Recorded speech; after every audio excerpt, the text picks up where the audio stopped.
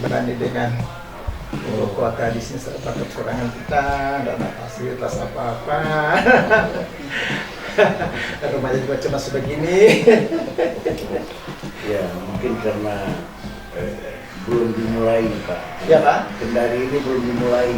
Ya. Tapi potensinya sebenarnya bagus. Potensinya tinggi. Cuma kalau dibanding pada waktu berdirinya provinsi, itu kan ibu kota itu diperdebatkan. Waktu itu hanya ada 4 kabupaten, sekarang sudah 17. Ya. 4 kabupaten itu mereka berdebat di mana mau ditempatkan ibu kota. Antara dua pilihan, yaitu Kendari dan Bau-Bau. Bau-Bau itu menuntut gara-gara sejak zaman Belanda Afden ibu kota melalui ibu kota di Bau-Bau. Ya. Sampai dia menjadi kabupaten Sulawesi Tenggara, ibu kota tetap di Bau-Bau. Nah, sekarang menjadi provinsi, mereka menuntut supaya di Bau-Bau lagi. Tapi akhirnya waktu itu pilihan jatuh kepada Kendari. Tapi jatuh kepada Kendari ini merupakan satu keuntungan yang biasa dibanding kalau jatuh ke Bau-Bau. Kalau jatuh ke Bau-Bau waktu itu tidak bisa bikin apa-apa, Pak. Di sebelah sana sudah gunung, sebelah sini cuma satu jalan. Sementara Kendari sini pada waktu dipilih dari kota provinsi, itu kira-kira area yang tersedia itu masih ya, mungkin masih ratusan ribu hektar. Ini Pak, ini kan baru tahun 2010 baru ada ini, katanya rawan. Nah, sehingga sedangkan sekarang saja saya perkirakan kira-kira karena di sini baru terisi sekitar 30%. Masih ada 70% yang kosong, sehingga peluang untuk menjadi ibu kota besar pada suatu waktu, ya katakanlah 50 tahun yang akan datang, dia masih bisa memulai. Jadi kalau Bau-Bau waktu itu yang datang terpilih Bau-Bau langsung mandek. Iya. Sekarang ini belum lama. Tahun 2010 Timur. Kemudian dipilih oleh Citra Lea. Jadi pada waktu saya sendiri ber-7 tahun di kota Bekasi, saya mulai tugas di sini. Tanah-tanah begitu kosong. Kita iris sembarang saja. Ada yang mau 1 hektar, mau 2, mau 3 hektar, mau 50 hektar bisa. Antara orang laki itu umpamanya, dan Korea paling utama namanya, itu kira-kira 10 sampai 20 hektar. Ya, tapi karena tentara itu kan pindah-pindah, Ya. begitu dia pindah langsung dibagi-bagi sama saya. Ya. Saya sendiri juga di dalam kota sini, begitu saya datang, saya lihat tanah-tanah kosong, saling memberitahukan satu sama lain. Wah, saya sudah datang, saya sudah bisa. Bapak dia di mana? Wah, saya sana. Kita pilih tanah, saya dapat berapa, Pak? Saya dapat 3 hektar itu tanpa beli. Ya. Dan orang-orang pada waktu itu kan prediksinya itu rendah sekali. Di kota lama sana sampai di jalan yang penyerangan di sana itu lama dulu. Tapi ketika saya tiba, sudah ini saya punya tanah ini. Nanti 10-20 tahun mendatang di sini pusat ibu kota. Betul. Saya dapatlah tanah-tanah yang bagus. Ya, akhirnya saya bikinlah rumah kecil di sana. Tapi tanahnya luas. Di tahun 2011 saya jual berapa lakunya Pak? 11 miliar. Sampai inilah hasil yang terlain. Jadi ya, kalau teman-teman yang tidak terlalu banyak mau pusing, langsung mau dulu. Ketua BPD itu banyak uang. Saya bilang tidak seperti itu. ini saya punya rumah ini, saya beli nasi harga tanah. Yang tadinya saya dapati ketika saya datang di sini. Ini kan harganya Pak. Kebetulan saya jual 1 koper buat rumah. Ini harganya familiar Pak. Jadi masih ada sisa kalau saya. Nah itulah ceritanya. Wah, pas aku jadi utang itu dapat rumah hebat. Bukan keprofitan ada saya punya tanah. Cita-cita. Akhirnya kita kenal di sini bisa. Walaupun sampai sekarang belum ada apa-apa. Ya terus Pak, kira-kira kalau apa yang kita mau? Ya kalau saya memang dalam membela tanah-tanah, ya, kalau membela urusan tanah itu saya lihat dulu tanah ini sekarang dikuasai oleh siapa, perusahaan atau pemerintah. Karena memang kita dari awal sudah salah membuat regulasi di bidang pertanahan. Cuma secara kebetulan kemarin kita diundang sama warga yang di mana itu? Depan kampus. Bukan yang di situ Pak. Oh, ya. Tapak Kuda. Termasuk Bapak ini. Oh di lokasinya Bapak juga ini. Ya, Bapak. Oh ya. Jadi ya saya bilang coba surat-suratnya, dokumen apa yang dimiliki ya dikasihkan ke kita. Kita pelajari. Kalau berhadapan dengan perusahaan, dengan pengusaha, ya itu enak. Tapi kalau di atas tanah itu sudah berdiri gedung-gedung pemerintah, instansi pemerintah, ya ini kita harus apa namanya, harus ada semacam negosiasi tinggi. Karena kan memang dari awal pun masalah tanah ini rumit. Tapi kalau perusahaan yang ngambil ya udah kita hajar, kita serang.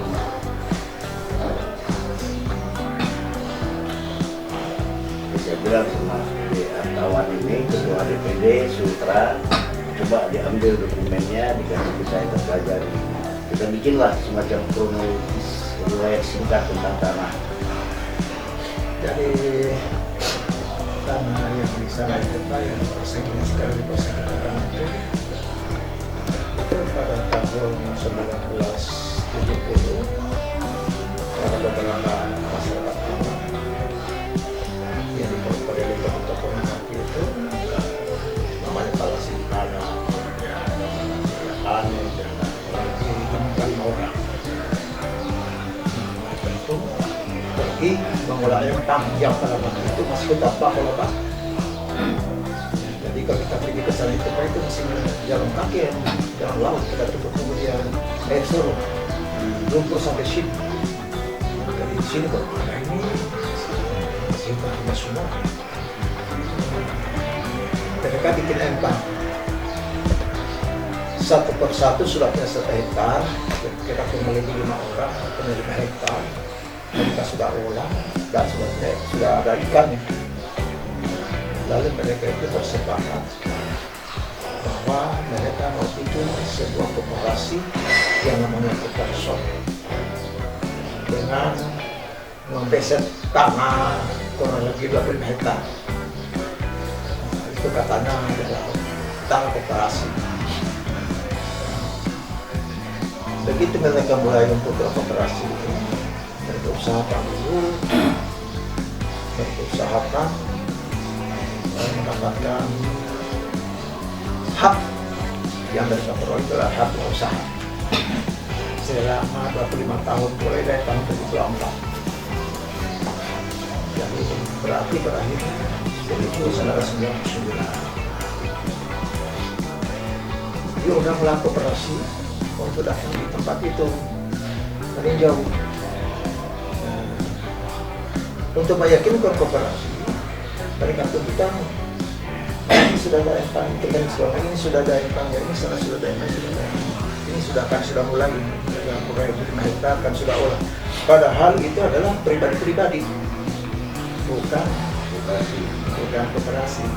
Koperasinya itu 25 hektar itu belum diapa-apain, masih hutan lipat Pak. Nah sudah akhirnya berjalan. Kita kedapat 4 usaha sudah 5 tahun sampai tahun 99. Tapi di antara mereka itu melihat daripada perkembangan usaha mereka tidak meyakinkan, lalu pecah mereka itu yang satu pihaknya dipimpin oleh yang namanya Wongko Amiruddin. Nah, dipimpin oleh Wongko Amiruddin begitu.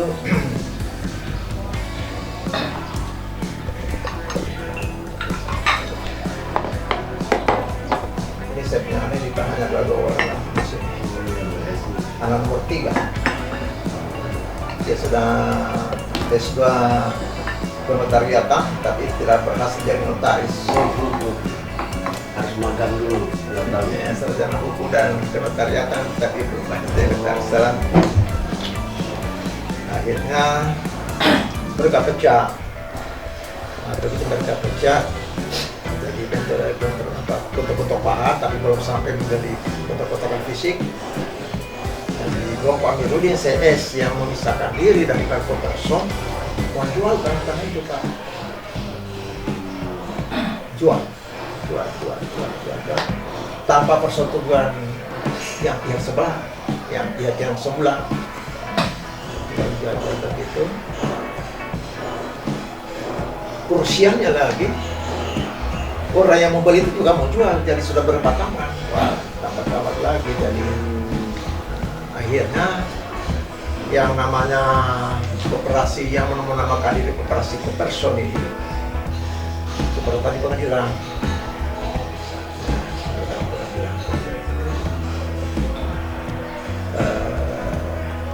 Jadi sebelum saya lanjut Pak, mengapa saya bisa cerita itu karena sih saya bersama-sama Pak, saya mereka saja semula. Iya, saya bersama-sama dengan mereka Pak, tapi saya bukan anggota koperasi. Pernah juga saya minta tapi tidak diterima. Sebenarnya tidak apa-apa kalau begitu. Ya sudah, akhirnya sudah dijual beberapa kali, ada yang sudah tahun ketiga dan seterusnya. Digugat di pengadilan oleh Koperson suara mereka. Begitu digugat ke pengadilan, pengadilan negeri, Koperson menang. Ya, gara-gara mereka sudah punya hak usaha dan dilihat saudara contoh-contoh ikan-ikan itu pribadi. Nah, persoalan menang. Si Wongko Amiruddin dia banding Pak pengadilan tinggi. Nah, banding pengadilan tinggi begitu. Jadi lagi apa segala macam, menang lagi. Person menang lagi. Akhirnya si Amiruddin CS menyatakan tidak akan lagi kasasi. Jadi sampai situ saja. Nah, sudah dengan begitu maka Koperson minta dieksekusi. Ada permohonan yang pengadilan minta dieksekusi. Tapi eksekusi itu tidak pernah terjadi Pak. Hanya di situ saya tidak tahu apa sebabnya tidak dieksekusi, tapi saya dugakan karena dieksekusi itu tinggi. Saya duga dieksekusi tinggi sehingga tidak mampu bayar. Tahun per tahun, tahun kedua, tahun ketiga dan seterusnya sampai sekarang ini 18 tahun. Nah, orang yang tidak tahu buku macam saya Pak, apa itu memang masih bisa bertahan atau sudah batal atau bagaimana? Nah, kebetulan sudah 5 tahun 99 matilah itu usaha. Ya, bagaimana mau bisa dieksekusi? Jadi saya orang yang bukan latar belakang hukum, saya pikir tanahnya sudah habis masa sertifikatnya. Orang-orangnya sebagian besar sudah pada meninggal. Kegiatannya tidak ada. Apa masih bisa dibilang koperasi? Nah ini sudah. Sementara ribut soal begitu Pak, ya teman-teman ini sudah terasa diri, sudah menguasai sungguh pun oleh karena tidak ada eksekusi, masuk lagi Pemda Pak. Oh ini jalur hijau, ini harga mati, ini jalur hijau. Astagfirullahaladzim. Berdasarkan katanya Perda nomor 7 tahun 2002. Kita tanya, mana itu Perda nomor 2? Dicari DPR tidak ada, dicari Bali Kota tidak ada. Apa ada orang sampai begini macam. Dan kita bukan main. Saya pernah ini Pak. Saya pernah timbul nih. Saya pernah timbul. Begitu selesai saya timbul di Muhammad didatangi sama Satpam. Apa? Satpol PP. Apa itu Satpam? Satpam. Polisi perataannya. Wah terus saya didatangi Pak. Semasa saya timbul. Ya. Ini tidak bisa, ini kan jauh itu sudah mana? Dia punya dasar, apa dia punya dasar? Jejak, dia jauh itu. Tunjukkan. Oh tidak, ini jauh itu. Jangan, turunkan semua. Apa sebabnya kamu bilang jauh itu sih? Jangan main-main. Akhirnya mereka juga tidak terlalu berpenasihat pulang. Tapi sungguh pun begitu Pak, itu kan hanya debat di pinggir jalan, dan tidak ada keputusan. Sampai sekarang masih jalur itu terus. Ada orang mau beli, saya mau beli, ada yang mau beli begitu, perintah di semua, wah itu harga mati, itu jauh itu. Pemerintah kota seperti ini. Pada dasarnya, ya sejak kapan jauh itu? Ya namanya Perda nomor 7 tahun 2002 itu yang mana? Sepanjang tahun kita minta mana itu. Tidak didapat, biar tidak ada. Nah itu jadi, nah sementara masih jalur hijau sekarang itu belum kita apa-apain. Yang orang 18 tahun yang lalu sudah mati, datang itu semua kita masih eksekusi. Wah saya bilang gimana lagi? Saya bilang mau dieksekusi dengan cara apa? Itu sudah 18 tahun. Artinya sudah mati, sudah mati. Orang-orangnya juga tinggal punya anak-anak. Ya. Kegiatan juga tidak ada, tanahnya sudah tidak ada, sudah diduduki orang, sudah bersertifikat. Itu Pak. Tahun 2008. Tahun 2008 istri saya waktu itu masih sakit di Makassar, saya jaga. Ditelepon, Pak, pulang dulu Pak. Sudah kenapa? Oh kita dipanggil apa Pak? Ya sudah karena yang adalah selalu saya karena saya juga tahu betul karena saya juga ketua provinsi Pak. Ya, jadi saya tahu betul situasi pembangunan kota ini. Selalu kalau mereka sudah terdesak, Bapak bagaimana? Saya bisa jelaskan. Ya terlain penjelasan saya bilang sebenarnya saya ini bukan juga dasar tata kota, tapi apa yang Bapak-Bapak persiapkan untuk yang jalur hijau itu 50 tahun ke akan jadi pinggir kota itu kotanya akan menuju ke sana. Itu kantor gubernur yang berangkat di sini akan menjadi pusat. Itu yang pertama. Yang kedua, saya bilang kalau cuma 6 hektar, jangan nggak usah terlalu tinggi. Apalagi raya sudah terjadi. Tidak usah tinggi seperti itu. Saya di DPR saya bicara nanti seperti itu. Saya bilang saya itu bukan latar belakang tata kota, tapi kalau mau jalur hijau, bikinlah seperti lapangan ikan di Jakarta. Saya kurang-kurangnya lapangan ikan di Makassar, seluas itu. Dan kalau masih luas itu, masih ada di sana, 15.000 per meter, tinggi di sana. Jadi kita, ya ini sudah jutaan per meter, mau siksa apalagi di sini. Itu cita-citanya. Jadi saya terlibat DPR kan yang mengapa kan saya juga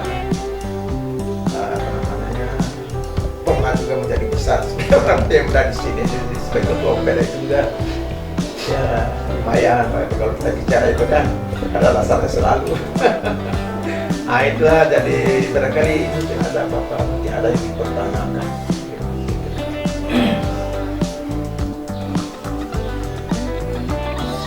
Fotokopi putusan itu ada Pak sama ketua RT itu ada saya punya ada itu ketua RT yang itu saya itu Pak.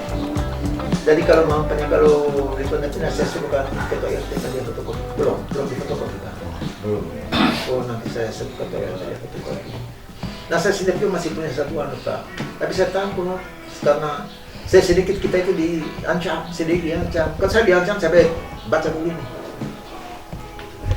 Pengadilan negeri pun sampai pengadilan tinggi ditambah dengan lemper-lemper segala macam.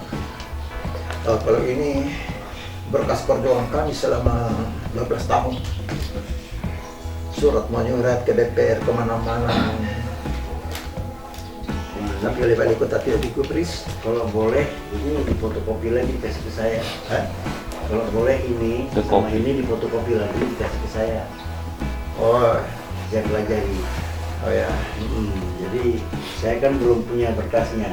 Ini juga, ini saya bikin ini Pak. Saya sudah berikan juga kepada ketua RT yang tadi malam itu. Iya. Ini juga. Oh iya. Bagus ini. Tadi setiap ada kan saya punya tanah juga pernah. Oh ini, ku person punya. Saya bilang baca dulu ini. Ya, memang kita itu rusaknya itu di semua sisi, Pak. Ini mana Pak? Kita rusak itu di semua sisi. Seharusnya kalau gugatan masuk ke pengadilan, baik penggugat maupun tergugat, dia mengatasnamakan badan hukum. Harusnya diklarifikasi dulu oleh pengadilan. Misalnya dia pakai nama badan hukum koperasi, kan harus ditelusuri dulu berdasarkan undang-undang koperasi. Misalnya Bapak boleh nggak mengatasnamakan diri sebagai pengurus koperasi?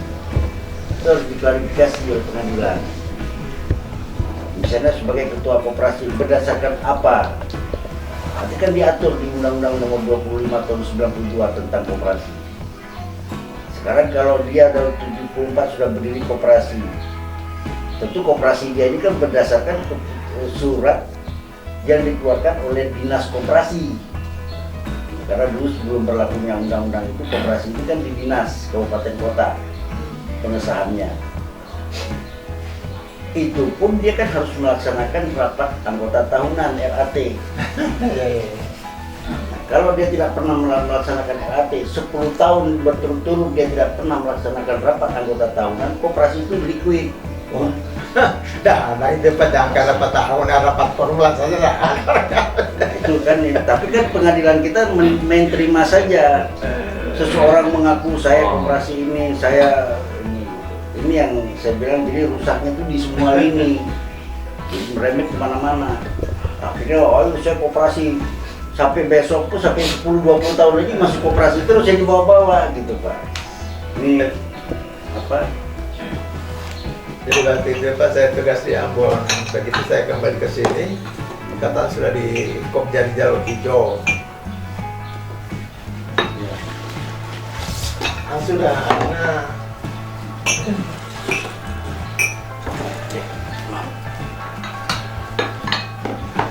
Akhirnya saya berusaha untuk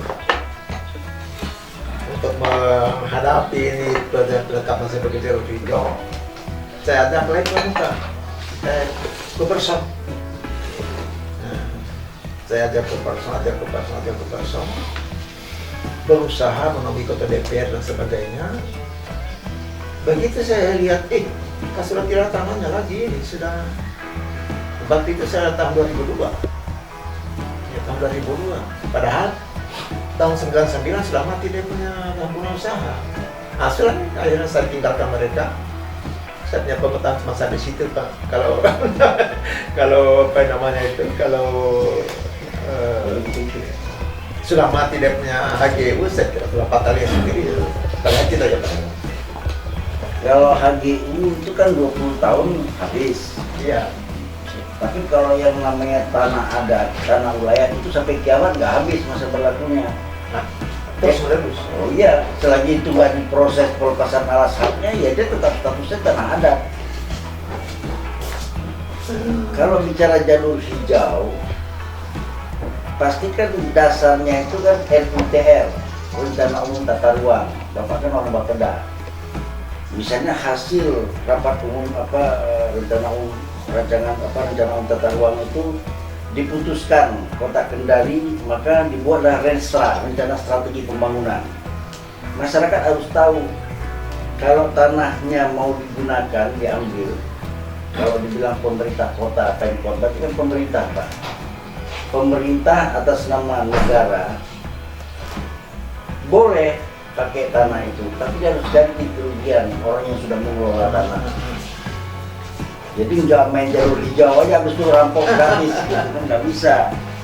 Saya seneng sama tanah ini langsung keluarkan, oh ini jalur hijau. Ya, itu pemerintah itu berdasarkan undang-undang pertanahan, undang-undang pemerintahan daerah. Di pemerintahan daerah pun diatur itu Pak. Tapi kalaupun juga dia umpamanya pemerintah daerah tidak mau ganti rugi Pak, mereka itu kan pandai sekali main, bisa memperoleh rakyat. Nah itu. Mereka itu menggunakan NJOP, sebelum diganti rugi kasih turun dulu NJOP. Iya. Betul. Begitu itu permainannya, jadi kasihan. Aduh, saya bilang gawat ini. Itu yang di depan tempat saya, di depan kampus, itu hanya 200.000. Mereka itu tidak mengenal itu harga umum itu, tidak. Pokoknya NJOP. Nah, sementara NJOP itu sendiri, pernah NJOP-nya itu Pak, kita punya tanah di situ itu, macam tanah saya di pinggir jalan, itu 1.032.000 per meter NJOP. Nah, begitu mereka mau berkuat, mau jadikan jalur hijau, dia kasih turun 600. Ya, saya kalau masalah kebijakan penetapan NJOP itu, ini kan masalah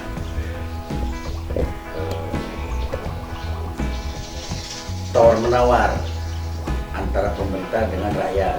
Ini kan tawar menawar. Posisi tawar kita misalnya menetapkan harga NJOP satu kawasan, itu kan posisi tawar jatuhnya Pak. Hah? Posisi tawar, Iya. tawar menawar pemerintah dengan rakyat. Tapi kalau bicara jalur hijau, terus gara-gara jalur hijau boleh ambil tanah rakyat, ini kan beda Pak. Itu kan merampok. Nah, kalau soal NJOP ini masalah tawar-menawar harga. Iya. Itu kan nanti bagaimana lah begininya. Nah, tapi kalau bilang jalur hijau terus main ambil tanah yang sudah dikelola orang masyarakat puluhan tahun, itu kan nggak benar. Beda kasusnya. Kalau soal harga NJOP ya saya tuh, tapi kan ada pengganti rugian namanya. Hanya NJOP-nya diturunin. Tapi ini nggak ada ganti NJOP Pak, nggak ada NJOP, nggak ada ganti rugi. Pokoknya ini jalur hijau ambil. Nah, diambillah cerita dongeng masa lalu, koperasi yang nggak jelas badan hukumnya, nggak jelas legalitasnya, itu digadang-gadang, dijadikan maskot untuk ngambil tanah ini tadi. Jadi harus, berarti kan analisanya ke sana. Iya. Jadi atau ketua DPD. Sampai sekarang Pak itu belum ada bayangan kapan mau selesai persoalan. Jadi kita harus bedakan yang mana merampok, mana menipu. Beda deh Pak, merampok itu berbeda. Iya. Kalau masalah NJOP itu masalah menipu, kan? Tapi kalau masalah bilang jalur hijau terus ambil tanah orang itu rampok. Rampok. Jadi beda dia. Nanti saya suruh ketua RT di mana dia fotokopi kartu. Boleh, nanti saya minta ini satu set di fotokopi. Kalau memang di sana sudah ada ya ini nggak usah dibawa lagi. Siap. Minta sama RT kita pinjam fotokopi. Nah ini PT dua-duanya dia sudah kuasa ini, dia sudah ada. Ya. Jadi sekjen saya sudah jelaskan seperti itu penanganan kami. Hah? Kalau kami membela anggota Pak, kami membela anggota, makanya kalau sebelum persoalan ini ditangani, makanya warga kemarin berkumpul Iya. kurang lebih ada sekitar 100 orang. Harus jadi anggota dulu. Saya bilang harus jadi anggota dulu Iya. kalau ingin haknya terlindungi di Aliansi Indonesia. Jadi aliansi tidak main-main Pak. Ini contohnya Pak Haryadi Pak. Hah? Contohnya Pak Haryadi. Haryadi ini Saya. punya persoalan tanah depan kampus Pak. Mungkin ada di koran itu sekarang. Jadi kita pasangkan pelang Pak, kepemilikan Pak Haryadi. Seperti itu. Mungkin seperti itu juga akan terjadi di sana Pak. Kepemilikannya ini bahwa ini miliknya masyarakat. Sesuai dengan sertifikat yang ada, aliansi akan melindungi. Makanya saya sampaikan kepada masyarakat, Pak, bapak-bapak ini punya potensi untuk memperjuangkan hak bapak itu sendiri. Kenapa Bapak percaya orang lain, 1 orang, 2 orang untuk memperjuangkan hak Bapak? Belum tentu dia tidak berkhianat kepada Bapak. Jadi seperti itu. Saya bilang kalau menjadi anggota kami, 300 orang misalnya ada di area tanah itu, saya yakin orang tidak akan berani eksekusi. Karena kita pasangkan pelang, Pak. Seperti itu. Tidak ada yang seberani aliansi Indonesia, Pak. Di sana Pak Haryadi ada putusan Mahkamah Agung. Kita pasangkan pelangnya Pak Haryadi, Pak. Sekarang pengacaranya gergetan telepon saya, Pak. Bingung, sudah bingung. Bingung pengacaranya. Bahkan dia katanya telepon saya lapor ke Polres. Saya bilang silakan Pak, saya taruh badan terhadap persoalan ini. Seperti itu. Ya kalau kita ditangkap kan ditangkap anggota aliansi, silakan tangkap anggota aliansi semua masuk penjara dengan anggota aliansi. Kalau ada 300 orang masuk penjara, tidak mungkin Pak. Enggak 300 orang. Ketua umum masih jadi aja berdua. Nah, kan namanya ketua umum masih jadi pelan itu. Ngapain anggota masuk penjara? Jadi kita kembali lagi tadi, nanti berkasnya di copy, Siap. bisa kita pelajari. Tapi intinya tadi itu, Pak. Jadi bahwa kita pisahkan dulu antara dia menipu dengan dia merampok, itu beda kasus hukumnya.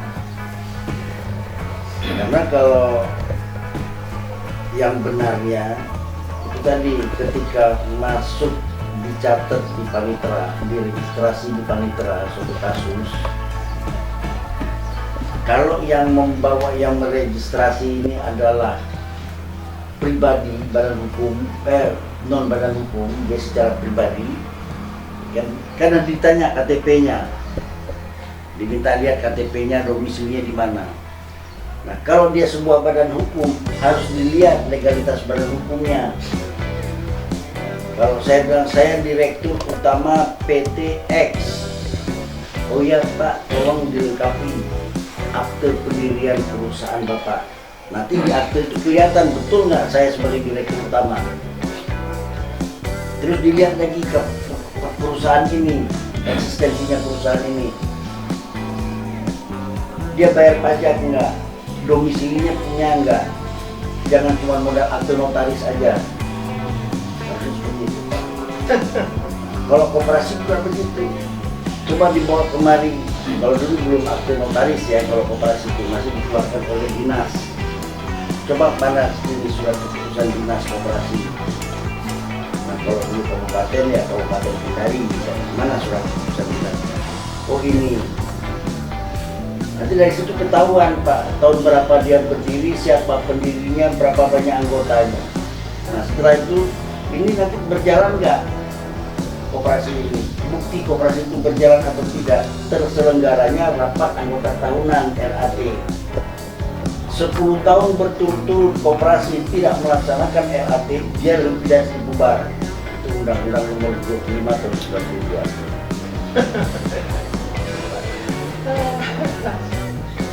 Pada waktu mereka menuju tanah itu sebagai koperasi, walaupun masih hutang, saya terus dekati mereka itu, kayak keluarga juga sebetulnya. Saya dekati mereka itu. Ini kita punya tanah koperasi ini, sebetulnya bisa saja kalau menurut pemikiran saya bisa saja. Tapi kalau menurut kenyataan, yang namanya tanah itu asal dikuasai oleh lebih dari 2 orang, lebih dari 1 orang. So tidak, apapun namanya dia, apakah itu pribadi, apakah itu organisasi, apakah itu apa itu, asal tanah sudah dikuasai lebih dari 1 orang. Jangan bilang antar si A dan si B yang tidak ada hubungan. Antar si A dan si B, anak adik kakak saja itu tunggu saja kapan mereka mau buktikan soal tanah itu. Dan saya bilang gini, ada tanah koperasi dan masalah, tapi itulah akan ada masalah di belakangan. Oleh karena itu saya sarankan, cuma bagi-bagi itu tanah itu bermasing-masing pengusaha, kita ya. Ikan apa yang kita koperasikan, jangan tanah mati itu yang semua. Nanti tanda-tanda yang belum sampai kompunyaan sudah pakai ikan. Nah sudah sampai tahu, dan hanya 3 bulan mereka sudah bisa main jual apa segala macam. Nah itu jadi sebenarnya ya bisa saja ada sebidang tanah koparas berapa hektar, 10 hektar, 20 hektar bisa saja. Tapi masalah tanah asal sudah lebih kuasa dia berusaha lebih dari satu orang sudah tidak aman. Kalau itu lebih bagi-bagi dia punya itu. Saya juga minta ditambah lagi 1 hektar buat saya. Oh tidak bisa Pak, sudah lah. Kalau saya tidak usah masuk. Jangankan Kendari, Kalimantan, Papua, di Jakarta aja di depan mata istana itu urusan tanah itu sampai hari ini nggak selesai Pak. Menggugat terus di pengadilan karena tidak ada kepastian hukum. Jadi siapapun orang kalau dia punya power, dia punya kedekatan dengan kekuasaan, boleh ngambil tanah orang, membuat hukum-hukum sendiri, pasal sendiri, karena hukum kita itu nggak jelas. Tadi saya bilang, jadi, terus nanti didukung lagi oleh pengadilan yang amburadul tadi.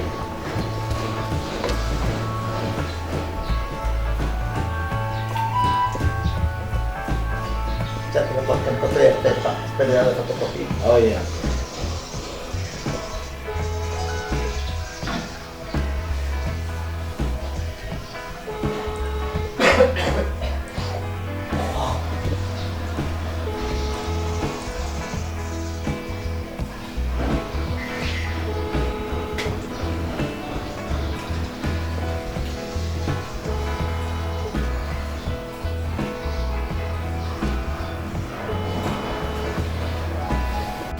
Kemarin ada Pak RT waktu pertemuan. Oh iya.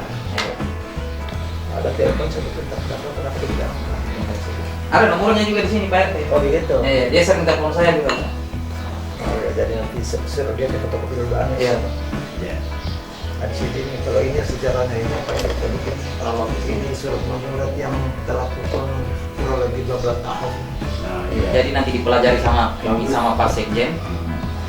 Bagus itu kalau ada dokumen surat menyurat. Artinya kan itu kan perjuangannya mempertahankan tanah itu, mulai dari surat ke sana, surat ke sini.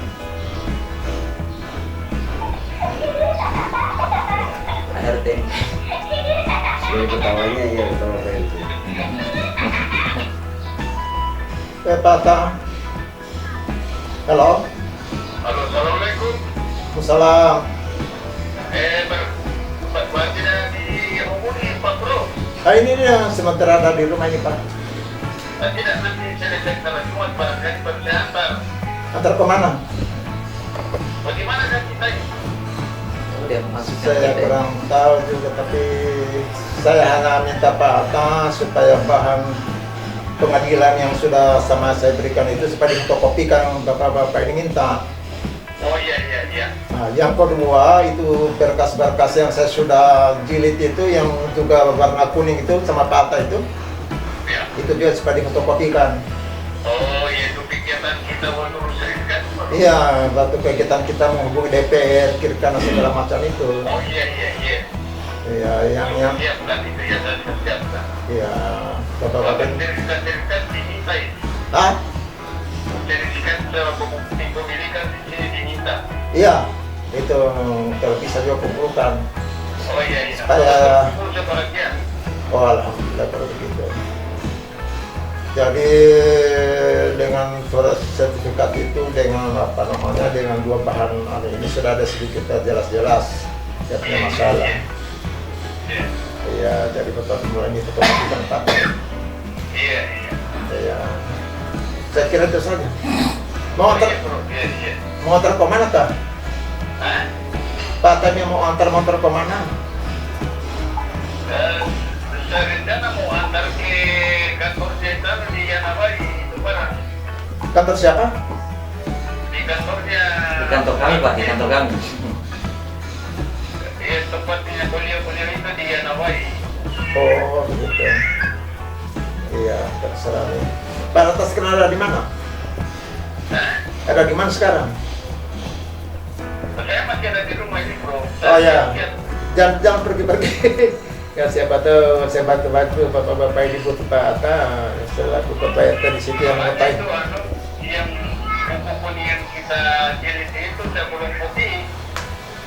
Yang mana itu Pak? Oh yang berkas-berkas itu. Halo?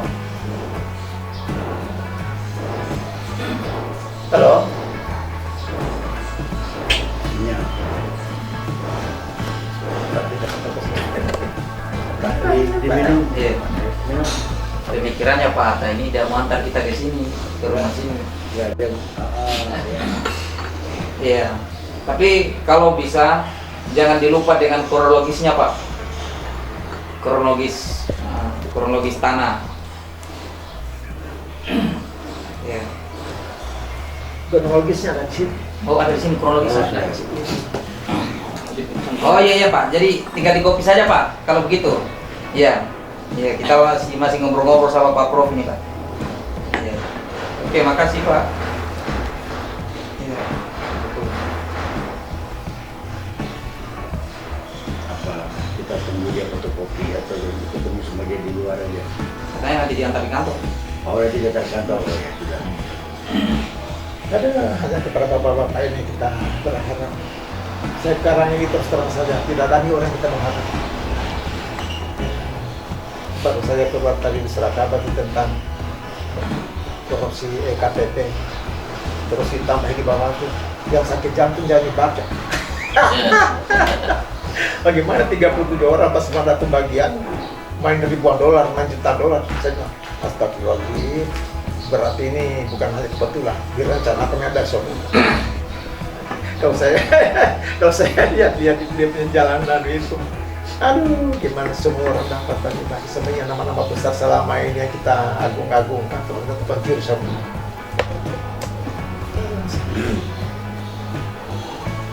Ya namanya jaksa, namanya polisi, namanya hakim, baru ditangkap hari ini besok sudah terjadi lagi. Tinggal seperti bapak-bapak ini kita. Amin, insyaallah. Ini terutama kan kader-kader muda, kader-kader muda aliansi Indonesia. Ini udah belas tahun kita bersama DPR, udah hasil Pak. Saya hampir 20 tahun berjuang. Hampir 20 tahun depan kampus. Bahkan sudah Mahkamah Agung.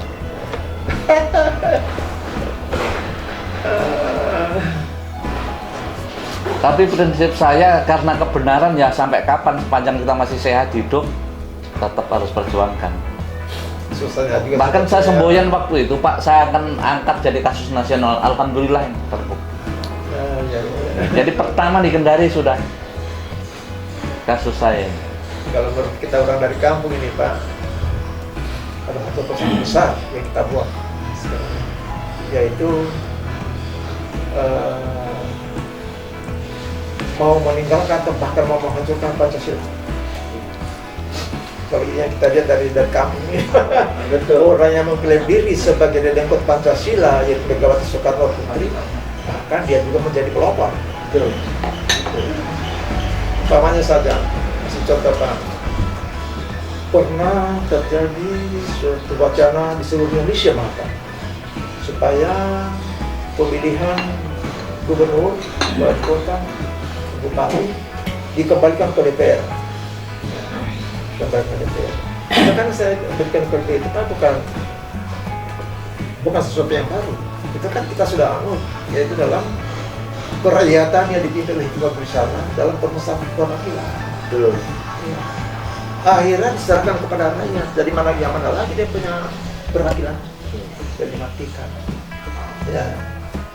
Kalau itu disampaikan oleh Megawati, Ibu, ini mau kita mukul, itu orang tak mundur. Coba, padahal dia sendiri mengaku dia lingkup Pancasila, meneruskan daripada ide bapak. Betul. Sudah akhirnya dipilih bentuknya itu. Kita ditentukan oleh bukan lagi oleh hikmat kebiasaan untuk mengulangi, ditentukan oleh teriakan rakyat di jalanan, teriakan para pemuda di jalan. Kalau rakyat yang teriak itu rakyat yang begini, maka pemimpinnya begini semua Pak. Nggak apa Bro.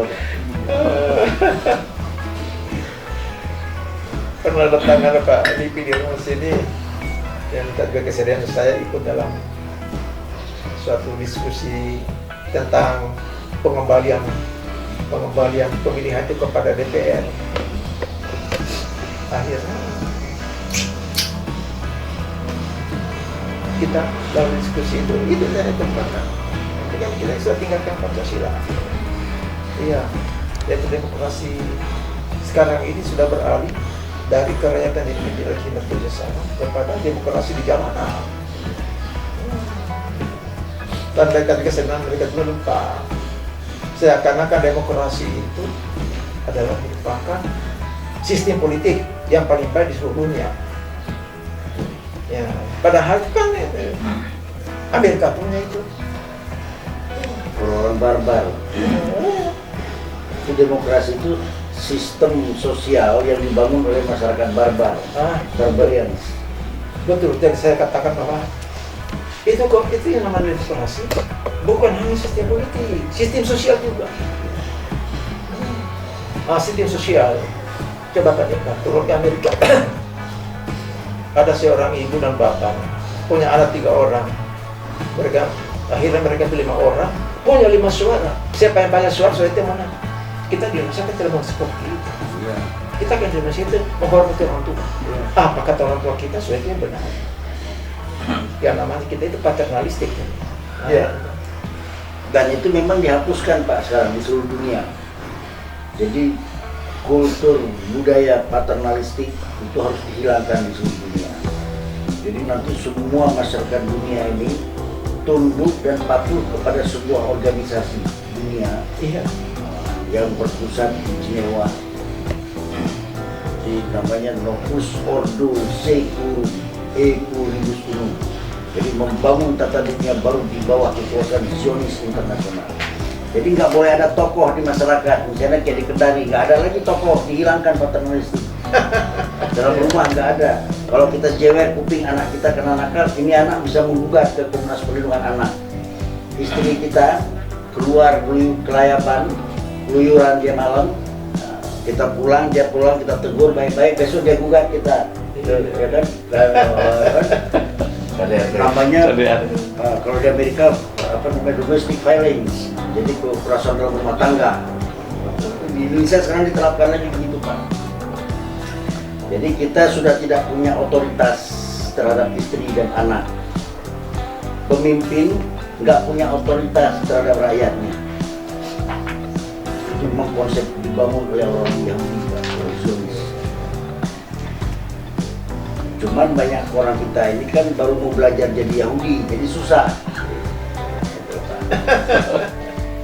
Harusnya belajar kelakuan Yahudi, tapi bukan belajar menjadi Yahudi. Harus itu terbalik-balik. Jadi sebenarnya bukan saya mempersalahkan bilang leluhur kita yang sedang memperlakukan itu bangsa ini. Cuma dari sejak namanya Raja Tarumanegara sampai Sriwijaya sampai Majapahit segala macam, beribu-ribu tahun kita punya rakyat ini dididik di sejarah kerajaan. Dan hanya dalam tempo 1 hari jadi republik. Dia mengambil demokrasi. Orang-orang petani-petani yang sama sekali tidak tahu apa-apa itu hanya tahu atur tanah, disuruh berpikir tentang politik. Jadi kita juga kampung pada dia terlalu tahu tentang masalah itu, tapi ya begitu lah. Yang sedih lagi Pak, anak-anak Indonesia sekarang ini orang tuanya susah-susah membiayai dia sekolah, kuliah sampai jadi sarjana. Begitu selesai jadi sarjana S1, kerjanya nipu orang.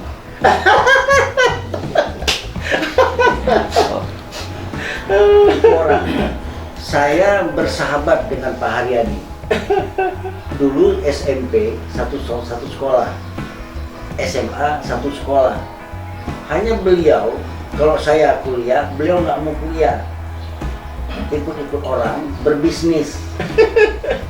Suatu saat beliau sukses Pak, jadi orang kaya. Tapi kelakuannya nggak benar, karakternya nggak baik. Apapun dia untuk uang itu dihalalkan sama beliau, yang penting jadi uang. saya studi kuliah. Suatu saat ketemu di satu tempat. Gimana nih cerita? Wah, bantu saya dong, kamu kan pintar, kamu kan sarjana. Saya mau maju nih jadi bupati nih, jadi wali kota Kendari. Jadi beliau orang kaya punya uang mau jadi wali kota di Kendari, Pak. Kelakuannya nggak baik, hobinya tipu orang. Karena ini sahabat, kebetulan Pak saya di rumah, kebetulan beras juga udah habis. Hidup saya susah. Memang saya sarjana, tapi hidup saya susah. Beliau bilang, ini duit nih, udah bantu saya dukung. Akhirnya Pak saya nggak ada pilihan, ambil uang beliau, kerja saya tipu orang. Iya. Saya bilang sama warga Kendari, pilih Pak Haryadi, ini orang yang hebat. Padahal saya tahu kelakuan beliau. Dan ini merata seluruh Indonesia begitu Pak. Anak-anak Indonesia yang lulus jadi sarjana, nggak punya pekerjaan, akhirnya menipu rakyatnya sendiri untuk pilih itu tadi Pak, karena ada uang dalam pilkada. Saya punya anak-anak dengan orang itu. Yang paling tua itu sudah dokter. Adik-adiknya semua sudah sekolah. Pertama dibandingkan kehidupan mereka dengan saya sendiri kan kehidupan pas satu ya.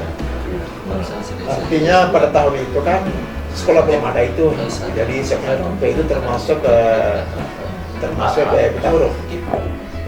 Tahu saya, karena dia memang ya pejabat kerajaan.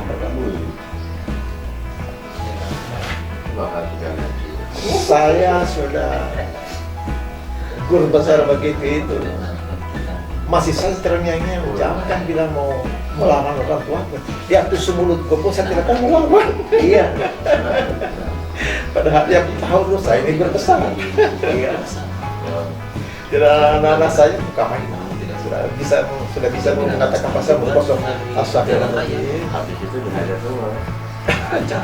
Jadi kalau kita kan waktu kecil itu dididik sama orang tua, misalnya dari orang tua duduk kita harus sopan. Coba Bapak perhatikan anak-anak sekarang. Betul. Karena Pak di rumah nggak dididik dia etika, tata krama. Nanti di luar bergaulnya sama orang yang ingin menjadi orang Barat. Iya. Anak Indonesia tapi kepengen jadi orang Barat. Di luar anak-anak kita tuh bergaul sama orang yang kupingnya dia tindik, hidungnya ditindik, kasih anting, sini kasih anting, ya kan? Celana pendek, baju kotak-kotak. Iya. Nongkrong di mall-mall. Bergaulnya sama model begitu. Terus di sekolah, guru yang ngajar pun guru honor, Pak.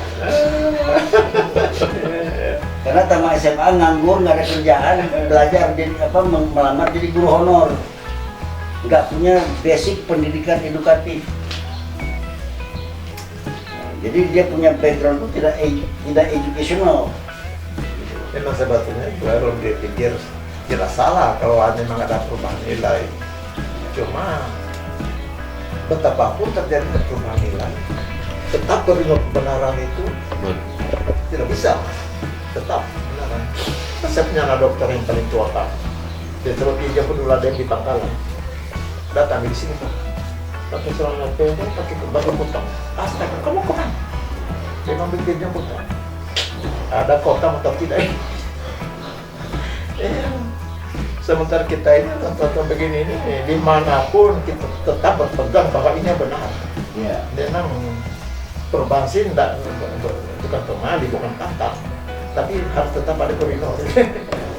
Jadi kalau kita dulu, saya ingat Pak, zaman saya SMP, SMA, itu kita kan hobinya itu di luar jam sekolah itu olahraga. Jadi misalnya main bola, bela diri, jadi hal-hal yang bersifat itulah Pak. Terus kita diisi kalau malam itu belajar, jadi diatur di rumah itu jam sekian kamu sudah di rumah, habis maghrib ini mengaji, dan kata diatur. Nah, terus cara jalan di depan orang tua, terus kalau berbicara sama orang yang lebih tua dari kita, nah, itu diatur semua. Sekarang sudah nggak ada Pak, budaya itu nggak ada yang ngatur, nggak ada yang ngajar lagi, karena sudah kita mengikuti modern, gaya modern. Saya bilang orang Indonesia itu kehilangan jati diri bangsanya itu dimulai dari pendidikan dasar, Pak. Pendidikan dasar. Jadi kita kan diwajibkan itu lagu-lagu wajib kan, lagu dulu ada lagu wajib, Pak, kita diwajibkan itu Pelajaran PKK. ya, maju tak gentar, udah Pancasila, rayuan Pulau Kelapa. Saya itu minimal harus hafal 7 lagu wajib dulu, Pak, SD. Bahkan termasuk notnya, not angkanya itu harus hafal. Nanti kalau di pergaulan kita kalau camping nyanyi lagu-lagu daerah, setiap daerah kita harus hafal. Jadi main gitar itu, Pak, kalau nyanyi dari lagu Aceh, Sabang sampai lagu Papua. Kita masih SMP SMA dulu. Iya aja. Ada pelajaran sejarah, ada pelajaran P4 di sekolah. P4 itu kan national building, kalau sebab apa? Pembangunan karakter, ya, Pak. Membangun karakter itu kan dari P4 bisa. Sekarang kan nggak ada, Pak. GBHN pun nggak hilang, sudah nggak ada GBHN lagi.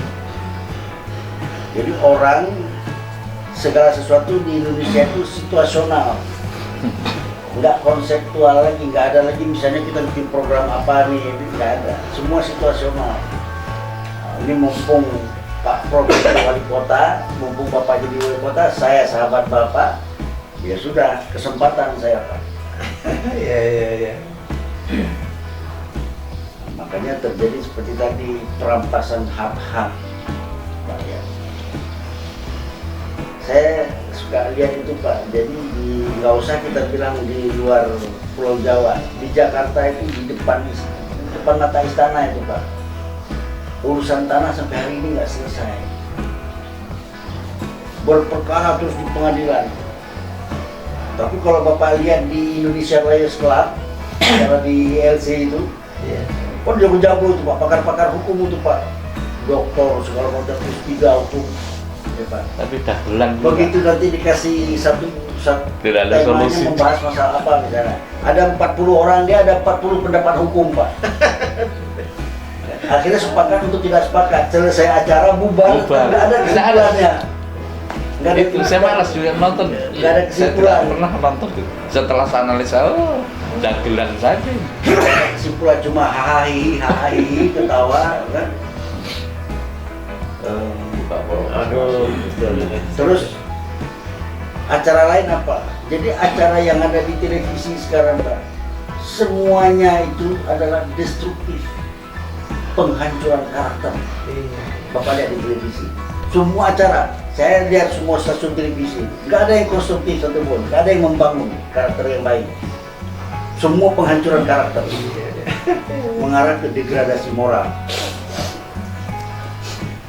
Jadi ya kita kembali lagi, kalau manusia itu lupa dengan jati dirinya, harkat dan martabatnya, lupa kepada Tuhannya, akhirnya kita mengejar sesuatu yang semu, Pak, nggak jelas, hanya mimpi, berfantasi.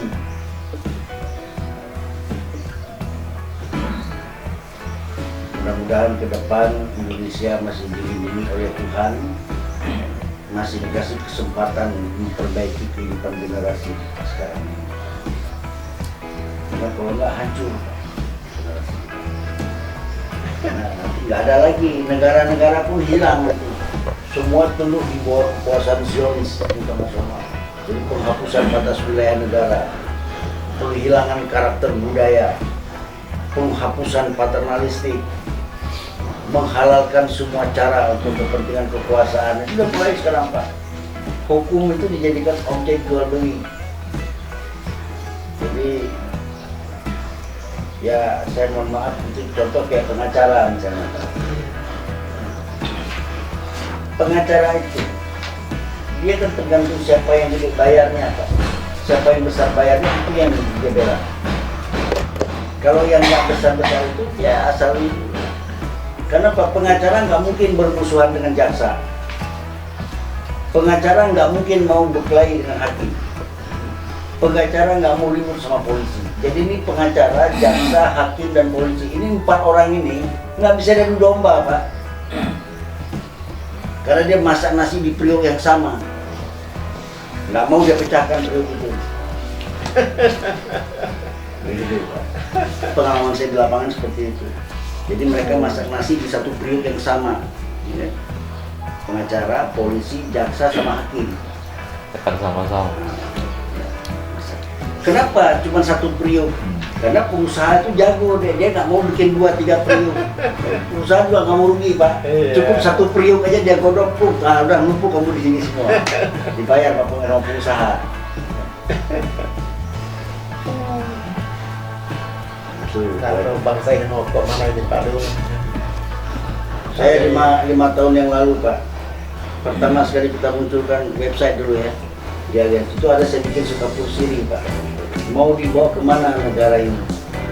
Saya baru saja lagi terngiang-ngiang bagusnya kepemimpinan Soeharto. Hanya saja kekurangannya kalau yang saya lihat itu terlalu banyak rekayasa. Jadi indah sekali. Ya, kita kan aman damai Pak, nggak ada demonstrasi, nggak ada apa, nggak ada perlawanan, nggak ada segala macam. Tapi itu terlalu berlebihan dia punya rekayasa. Iya. Ya artinya kalau saya jual sesuatu itu harus sudah bikin begini.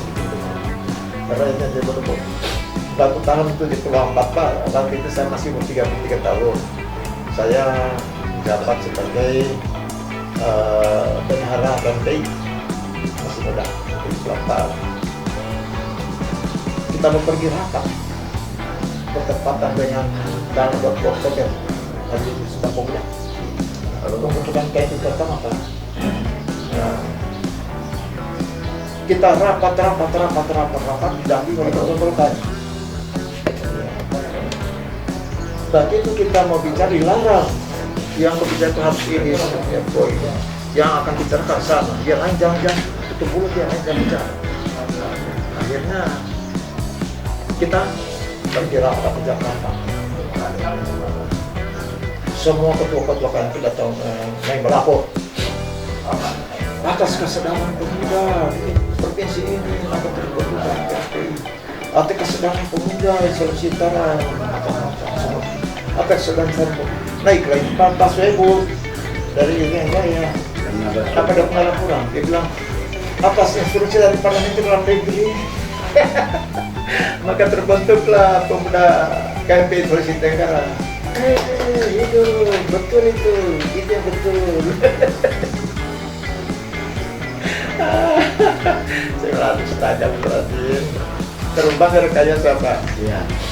Umpamanya saja calon bupati 3 orang sudah dicalonkan. Yang terpilih adalah ini dengan 43 suara. Ini baru terpilih ini. Masih rencanakan. Ini yang 2 ini sana 2 suara, ini 3 suara. Ini 43 suara. Sudah dibagi-bagikan itu. Padahal 3-tiganya itu orang golongan karya. Iya. Maksud saya kalau golongan karya biar kawan mereka 3 itu bergolak. Kan sama-sama golongan karya. Yang mau naik sebenarnya golongan karya juga. Tidak juga. Masih golongan karya sana yang banai yang ini kayu bakar namanya. Ya terbangnya rekayasa. Bentar sekali jelasan. Tadi saya telepon.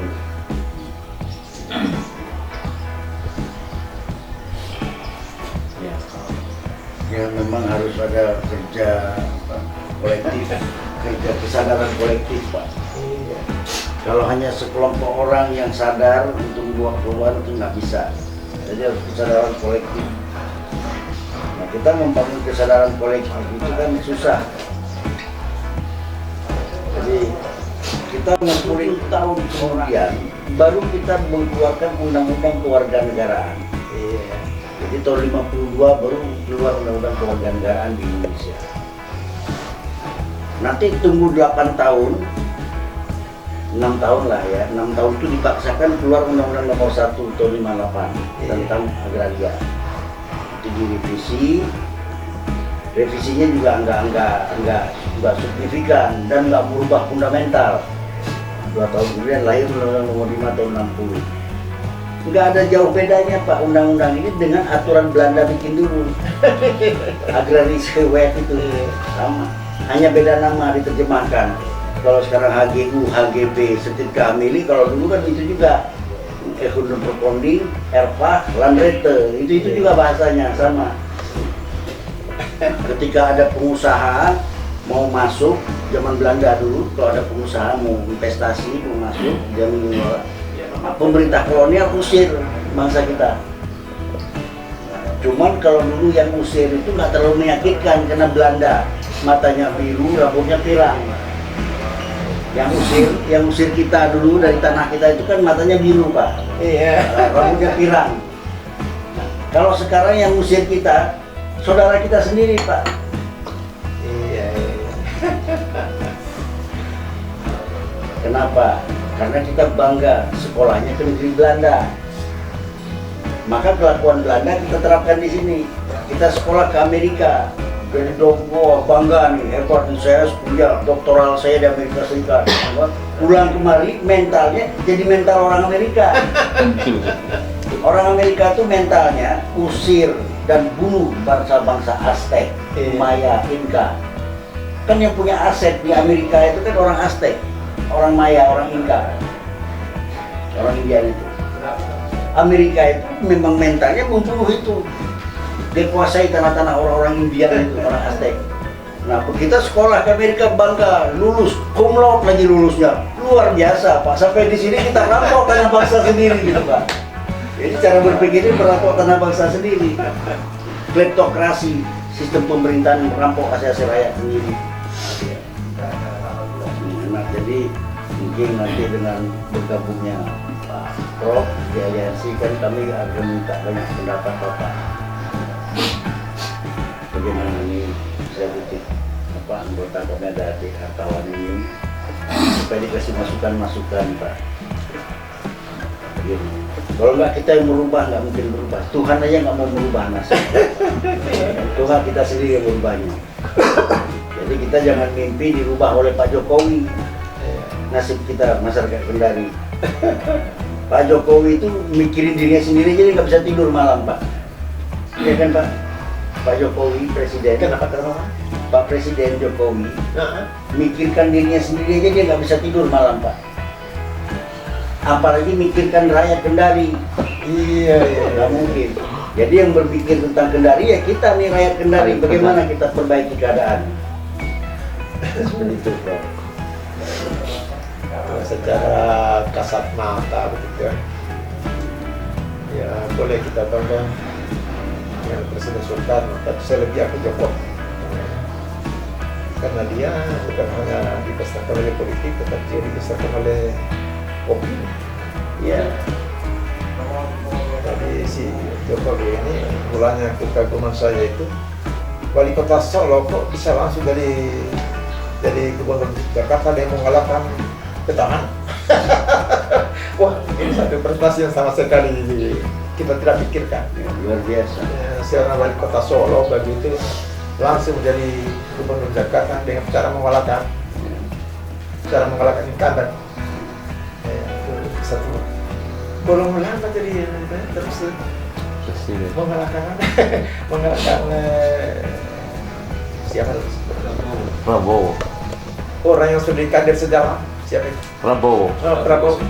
Itu Prabowo itu sudah dikader sejak Soeharto dulu mau jadi presiden. Tapi menghadapi Jokowi terpaksa juga tidak berhasil. Satu dari situ saja kita tidak dalam isinya, tapi dari apa yang yang menampak kita sudah kagum. Tapi saya pikir Jokowi dalam tempo 3 tahun ini juga sudah terasa sekali dia punya buat apa. Kalau hewan Tuhan itu kasih contoh. Jadi manusia itu belajar dari hewan. Di antara semua hewan yang paling sombong dan rasialis monyet itu, Pak, kalau ngelihat binatang lain dia mencibir, Pak. Dia lihat binatang lain, hewan lain yang bukan jenis dia mencibir. Monyet. Terus serakah. Udah di sini masih ada makanan, Oh, ini makanan ini kakinya kok begini.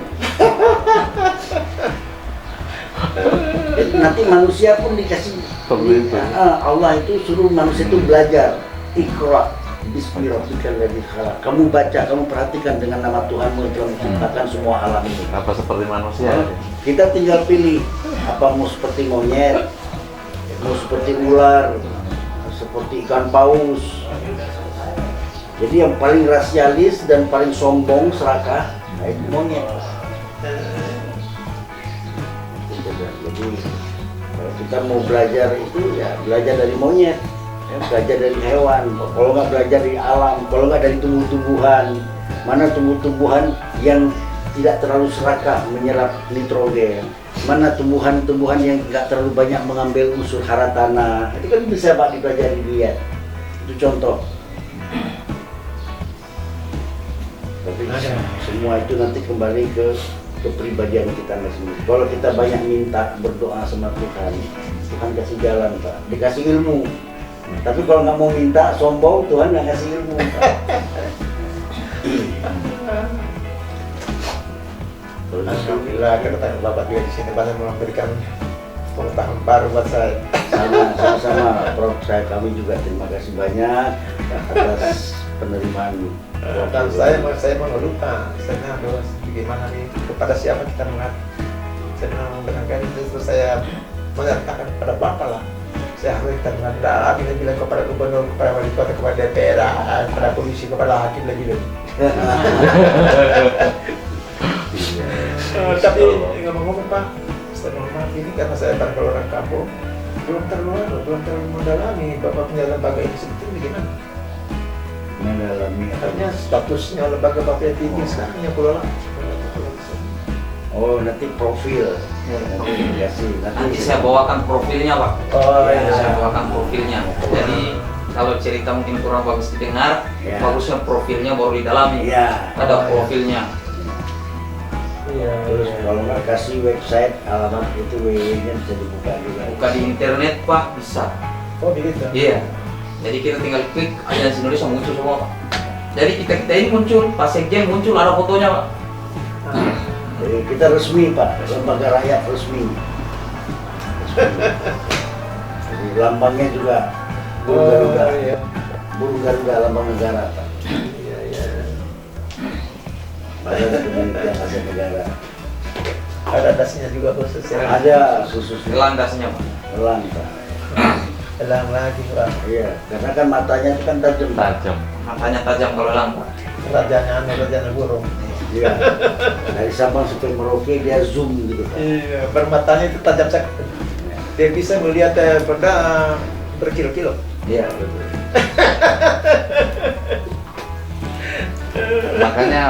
Makanya tajam sekali begitu tercium kasusnya Bapak langsung respon. Itu canggahannya dapat 2 hari. Adik saya cerita, saya ketemu Pak RT, saya sampaikan, beliau tiba merapat. Hanya 2 hari.